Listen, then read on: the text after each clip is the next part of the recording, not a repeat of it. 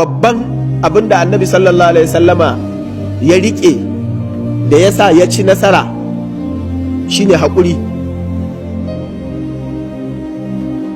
Isbir ala ma yaqulun fasbir sabran jamila.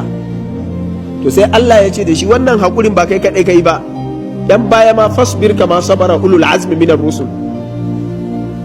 Haƙurin manzan Allah sallallahu alaihi wasallama shine babban abin da ya taimake shi, kuma sai Allah ya sa masa haƙurin ya zama a jikinsa yake, ɗabi'a ce tun kafin ya zama annabi dama haka yake.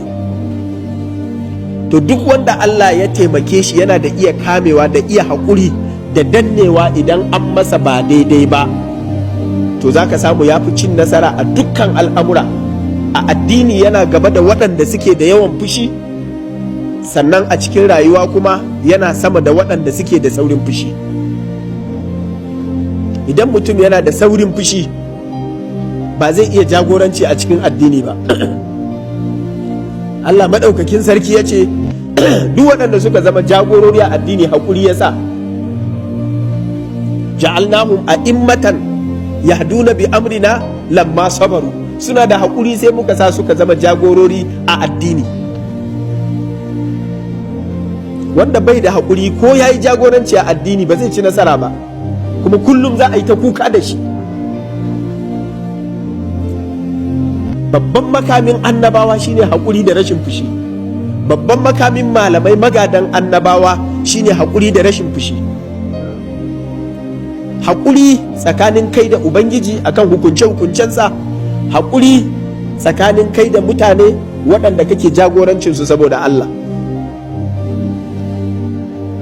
To ballantana kuma cikin mu'amala da mutane, wanda duk baya da haƙuri ba zai iya shugabanci na mutane ba zai iya siyasa kuma ya ci nasara a ciki ba.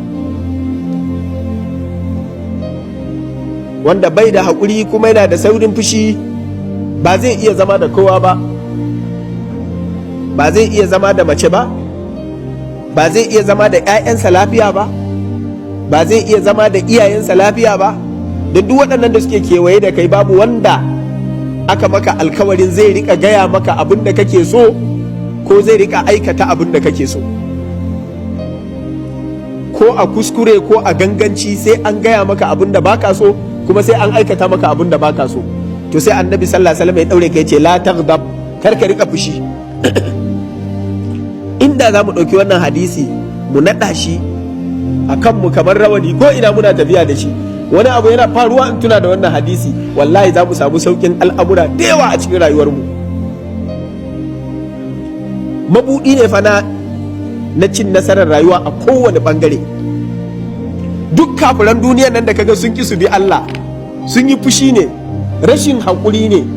Inda za su iya haƙuri su danne zuciyarsu daga kafircin da suke yi, su canza su yi haƙuri kamar yadda musulmi suka yi, da duk duniya sun zama musulmi.